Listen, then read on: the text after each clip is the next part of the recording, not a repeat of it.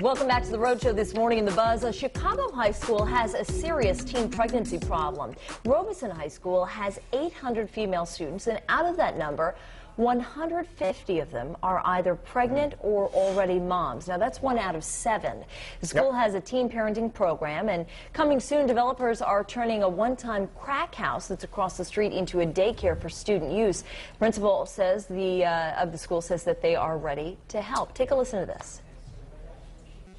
Well, there can be a lot of things that's happening in the home or not happening in the home, if you will. Absentee fathers. A lot of our young ladies have stated, we're not looking at them, oh, you made a mistake. We're looking at them, how can we get them to the next phase? How can we still keep them thinking about graduating? You know, so a big question is, do you think this daycare helps, or does it send the message to some girls that, well, if I get pregnant, I mean, they're going to take, I have a babysitter, or I have this? I mean, is it making it too easy? I don't think it's making it too easy. I think if it was just 1 or 2 kids, you're obviously not going to be opening this daycare. But when there's 150 kids that have this issue, you want to make sure that they stay in school. And the only way for them to really stay in school and have their children taken care of is something like this. So yeah, it stinks that this has to be done, but I think it's necessary. What do you think? I mean, what do you think the taxpayer response should be as well? Well, unfortunately, like many social programs, the taxpayers foot the bill. I think what has to be done is that there have to be very clear standards for these girls to meet, to be able to say, if you do not meet these standards, then you will not be able to stay in the school, and your child will not be able to stay in the daycare. Yeah.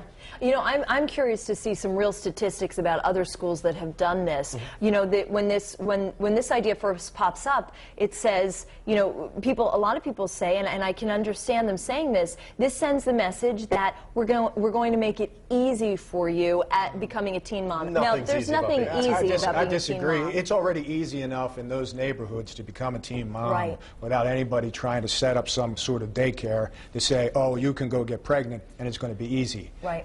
In poverty-stricken areas, it's way too easy as it is. So I don't buy that. And I think you're right as well in terms of, you know, the only hope for a lot of these girls is to get an education and to be able to make some decent money when they graduate and raise a child.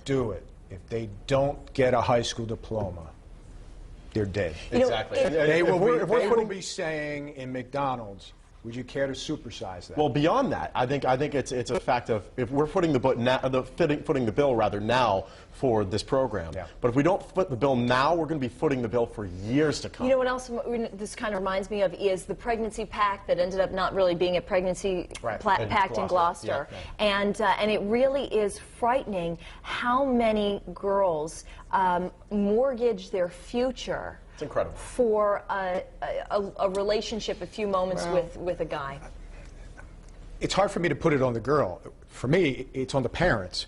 And as the principal so eloquently spoke, there aren't those. There are no parents. If you're lucky, there's one parent in there, and that parent may not be educated themselves enough to sit the girl down to say, listen, you can ruin your life. And it's cyclical. The kids who are going to this daycare will probably grow up to be teen parents themselves. Hey, if not the parent of that daughter themselves that got pregnant, having gotten pregnant themselves. You know, Courtney, I wanted to bring you into this because, especially with the Gloucester issue that was close to home, and really teen pregnancy is a problem throughout the country. I was curious to see what our viewers around here are saying about it. Yeah, we're basically talking about, you know, what influences this rate to be so high. And 3 of the bloggers here say it starts at home, and that home life really affects this.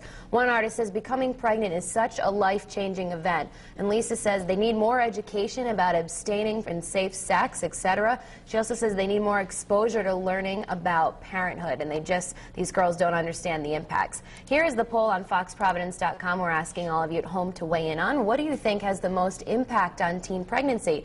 A, pop culture, B, home life, or C, income? And we have a few comments already from our Facebook page, and Lana Schomer says a little too much energy and spirit going on over there.